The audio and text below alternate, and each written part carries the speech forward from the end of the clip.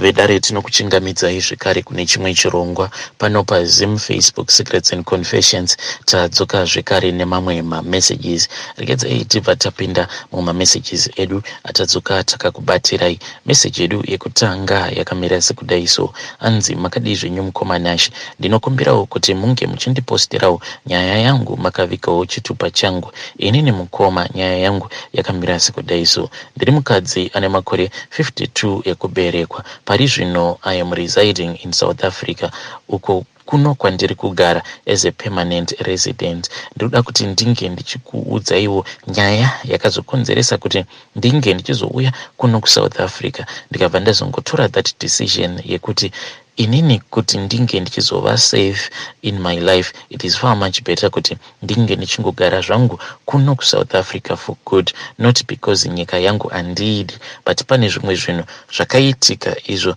zvakandipo pfungwa dzakawandisisa sekuti ndaiti kana ndagara pasi ndikatanga kuzvibvunza kuti why is all of these things happening to me, ndaibva ndashaya kana minduro. Zvakaitika mukoma ndezvekuti ndainge ndiri teacher. Even right now I am still a teacher, and pandainge ndiri kuZimbabwe I used to teach at this other boarding school. Kubva ndiri a student teacher ndo pandainge ndakangoitirawo teaching yangu ipapo kudzamara ndichizotova permanently employed ndingoripo paboarding school ipapo. Asi pane zvakazongotanga kungoitika zvekuti kana ndega ndakatanga kuzvibvunza kuti kasi pane umwe munhu ari kuda kundijoinisa Satanism here, kana kutiwo pane munhu asingatodi kuti ndinge ndichiva teacher pa boarding school. So mukoma ndaiti zviya kana ndikamuka makuseni so that I can start preparing for my work, ndaiwanzo kuona umwe munhu uyo anenge akamira nepawindo pangu. I used to see this other man uyo anenge akangomira ari panze, asi chaindinetsa ndechekuti munhu iyeye ndaiti kana ndakatarisa kuwindo it seemed as if painge pasisina window, because munhu uyu ndaitokwanisa kutomuona, but chandainge ndisingakwanisi kurecognize yainge iri face yake. Murume uyu wandaiona each and every time ainge akangopfeka hat yake ye black. Kune mamwe mahat aipfekwa nevanhu vekudharadhara ye black, then he was always wearing a black big jacket. Murume uya aingoti kana akaona kuti ndamuona aibva angodisappear. This thing kept on happening kudzamara manje ndava kutanga kurota. Ndaiwanzo kurota headmistress wepachikoro ipapo, ndaivarota vari muclassroom. Saka inini ndiri kuope kwangu ikoko ndaiwanzo kuti ndinenge ndichitofambawo ndichienda kunoatenda maclasses angu. Ndo pandaibva ndazoona headmistress vaya vari muclass vachidzidzisa vana. Saka ndaiti kana ndavaona vachidzidzisa vana ndaibva ndati ko ivo vari kudzidzisa vana kasi pane umwe teacher kani abanka a certain lesson. Saka ndaibva ndazopinda muclassroom muya mavanenge vari, ndobva ndati let me take over, you can go back to your office. Then ivo vaizoti kana vanditarisa mukoma ndaibva ndaona kuti chiso chavo ichi chinenge chakajikika zvekuti zvaindivhundutsa. Most of the times ndaizotomuka mukoma ndichidikitira nekuda kwekuti pandinenge ndichirota, kunyangwe ndikarota zvinhu zvainge zvichityisa sei, kuti ndinge ndichimuka I would find it to be very difficult. Ndaizotosvika paya pekuti ndainzwa kuti ndapera simba manje nekuda kwekuti ndinenge ndanyanya kurohwa nehana. Most of the times pandaizomuka ndaitonzwa kutoti panapa hana yangu yanyanyisa kurova zvekuti ndinenge ndisisina kana simba kana rekusimudza musoro. Ivo headmistress vedu vaiti kana vazonditarisa kudaro, vanditarisa nechiso chavo chainge chichityisa kudaro, vaibva vatanga kuseka zvavo vachiti kasi wafunga kuti unge uchizotijoina here. Ndaiti kana ndava kuda kupindura pane rimwe ruoko mukoma raingobva from Norway. Ruoko irworwo mukoma raibva randibvuta robva rawazondiburitsa muclassroom muya ndobva ndatopepuka. This thing mukoma, it kept on happening over and over again.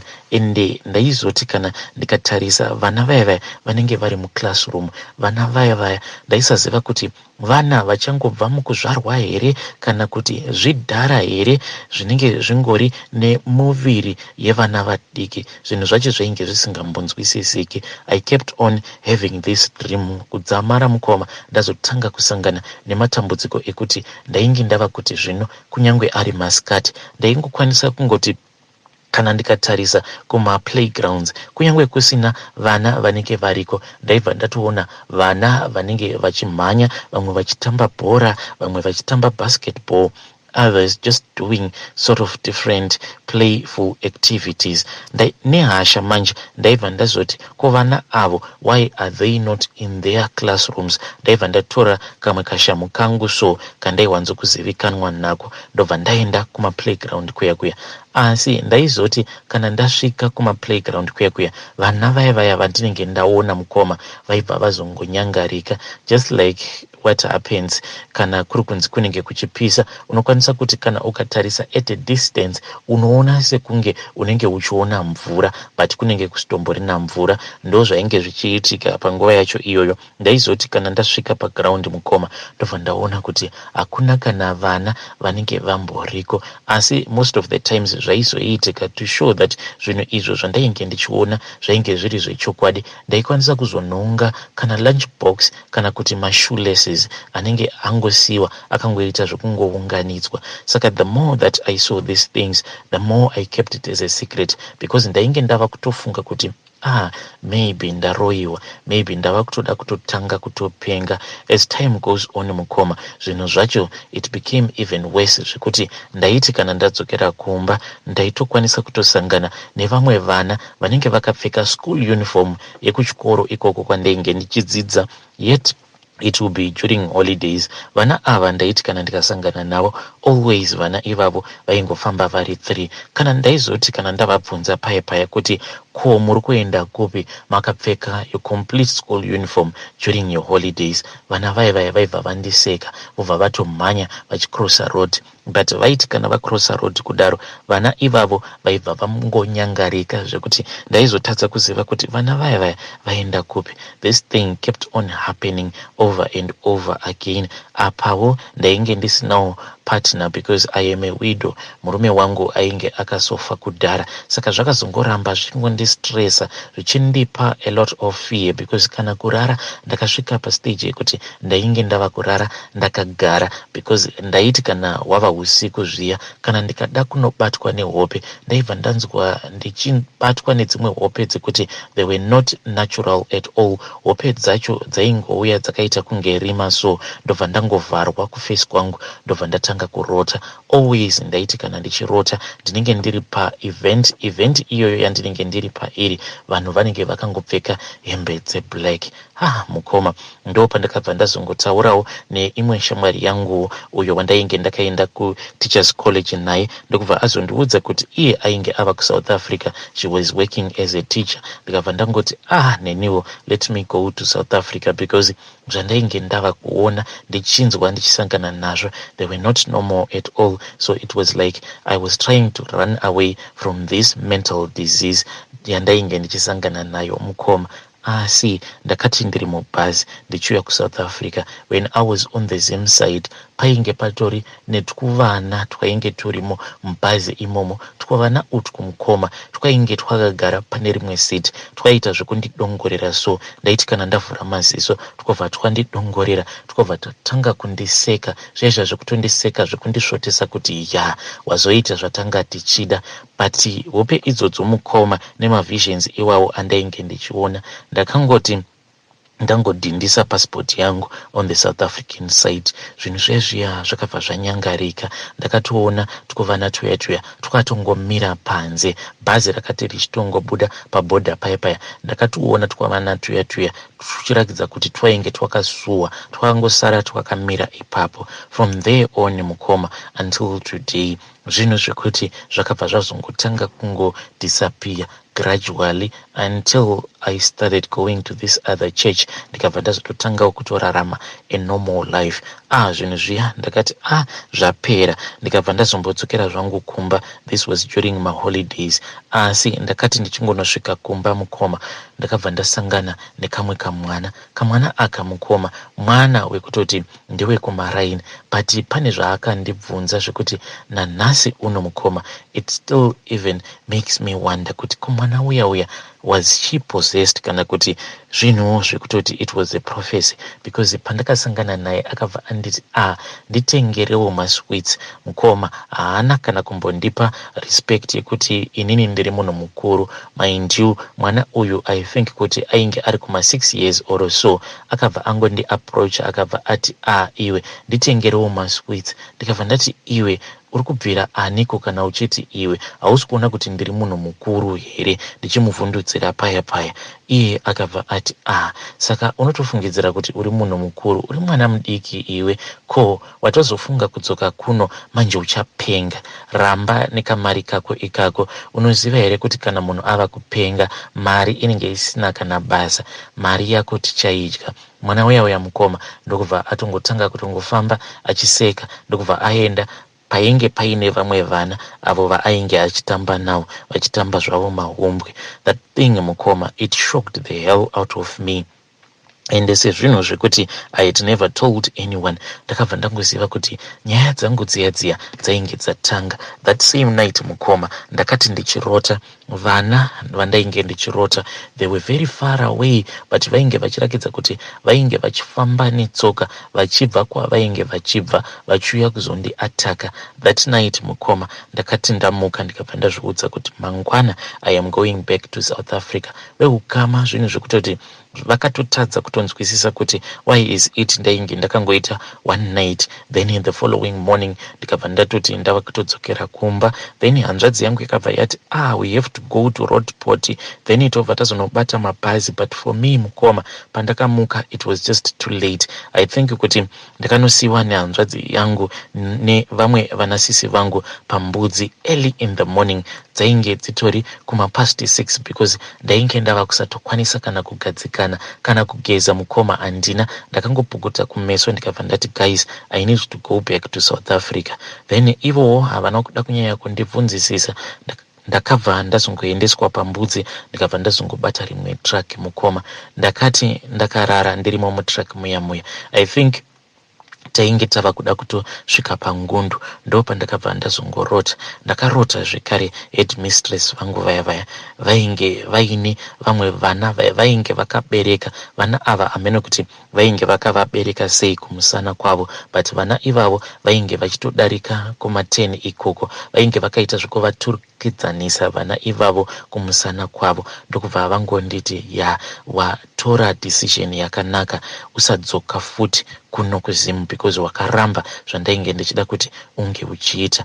Ende chiso chavo mukoma chainge chichityisa. Ndakavhunduka, ende ndakati ndavhunduka, then truck driver uya ainge andipa lift mutrack rake akabva angonditi mother, you need to pray, because mati makarara soka zvanga zvichiitika pamuri zvanga zvichityisa. Ndatombozvibvunza kuti ndodiko namadha ava, ndomisa track rangu ndovaburutsa here, because zvamanga muchiita zvanga zvichityisa. Akabva andiudza kuti ndainge ndichizvongonyoka ndakarara pamubhedha pake, zvekare ndainge ndichichema ndakabatwa nemadzikirira.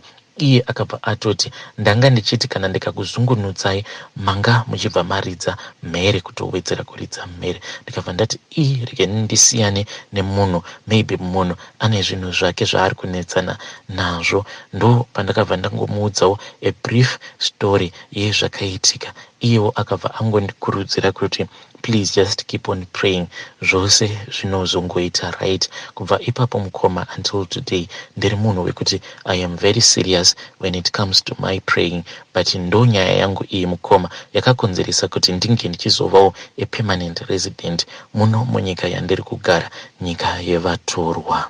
Vedare ndo nyaya iyo yandakatumidzirwa yakabva kuna vahanzvadzi vedu. Zvakangoma hazvo vedu we, asi please ngatitaurei navo vahanzvadzi vedu mucomment section.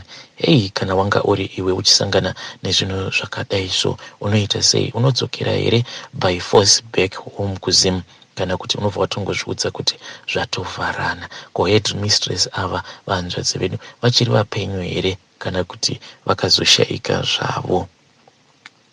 Regedzai tibva taenda panyaya yedu inotevera. Nyaya yedu inotevera yakamira sekudai so. Hanzi mukomanashi mangadei zvenyu? Thank you for the program. Iniwo ndauya pano, please vigaiwo chiso changu, vanzaiwo chitupa changu pakavanzika. Inini mukoma ndinewo nyaya yangu iri kundishungurudza mupfungwa. Ndauyawo pano padare ndichitiwo please veukama, hama dzangu dzose dzinobva kuZimbabwe, ndibatsireiwo nekuda kwekuti ndatambudzika. Handidi kuti ndinge ndichizopara mhosva kana kuzoparira dzinza rangu ngozi. Inini mukoma, chiri kuitika kwandiri mukoma ndechekuti ndakanotisa kuti shamwari yemudzimai wangu anoti kana auya kumba kwedu munhu wekuti haagadzikane, ende zvinhu izvi mukoma zvinhu zvekuti zvava kutonditambudza, ende the more yaari kuramba achiita zvinhu izvi zvaari kuita, the more yandava kuona kuti kana kamutritiro kacho kandava kuita mudzimai wangu kava nekamwe karafu mukati. For the first time in my life mudzimai wangu ndakamubatira banga. Chakakonzeresa kuti ndinge ndichizomubatira banga inhau yekuti mukoma ndakati ndanetsana naye ndakabva ndazongotanga kungofunga shamwari yake, because shamwari yake mukoma yakabatana, ende munhuwo ane murume wake, but she is confusing me. Anoti kana auya mumba sometimes mudzimai wangu anenge abuda panze achinochera mvura, then shamwari yemudzimai wangu anobva angosimuka obva aita sekunge anenge achida kutora something, ende anoti kana achitora chinhu cheche chaanenge achitora sevanhuwo vekuti tinongogara mu1 room, anobva akotama, ende kamukotamiro kacho kaanenge akaita ndekaya kekutoti unotoona kutoti munhu uyo akwinya sketi yake asati asimuka. Last time paakazviita mukoma ndakabva ndatoona sikarudzi yake, ende ainge auya kumba asina kana kumbopfeka kana chipfeko chemukati, zvinhu zvekuti mukoma zvakabva zvandirovesa nehana. Ndikabva ndaona kuti awa maactions emunhu ari kundida. Saka chiri kuitika mukoma chiri kundipa hasha ndechekuti munoona kana waona kuti mukadzi ari kukuda apa muchishayiswa mukana, because mudzimai wangu neshamwari yake vanhu vekuti vanowirirana pose paanenge ari, mudzimai wangu anenge aripo. Saka mukana wekuti uyo shamwari yake ange achizoita kana kuzondiudza zvaari kuda kuti tinge tichizoita apatomborina, ende izvi mukoma ndo zvava kuzondikonzeresa kuti ndinge ndichingoita tuhasha, because I feel like mudzimai wangu ari kundishayisa mukana, but mudzimai wangu ndinomuda mukoma zvekuti ndinge ndichimuchita handidi, but zvandiri kurakidzwa neshamwari yake mukoma zviri kutondivhiringidza pfungwa. Dai kwanga kuri kunzi munoona shamwari yemudzimai wangu bedare havaizombondishora, because hii ndaiswa panguva yakaoma, nguva yachimbetu chaiyo. Please advise me vedare kuti ndoita sei, ndongobhana here shamwari yemudzimai wangu kuti isasvika pamba, because zvakaitika mazuva adarika awo ndichizosvika pakusimudzira mudzimai wangu banga, I can see kutoti zimweya rakashata, all because ndiri kungosejuswa neshamwari yake. So this is causing a lot of stress on my body. Kunyangwe kamurariro kacho kandava kuita nemudzimai wangu, it is no longer normal. It is because ndinenge ndakaisa pfungwa dzekuti ndiri kutosangana pabonde neshamwari yake. Ndibatsireiwo hama dzangu kuti ndinge ndichidzinga dhimoni iri riri kundiafekta. Hanzi ndibatsireiwo kuti ndinge ndichidzinga dhimoni riri kundiafekta. Zvakangoma hazvo vedu we, asi please ngatitaurei navo mukoma vedu ava mucomment section. Dhimoni iroro rikwanise kuvasiya. Hameno kuti idhimoni here kana kutoti katova kamweya kaya kamweya kekuda kuchita kapinda mavari.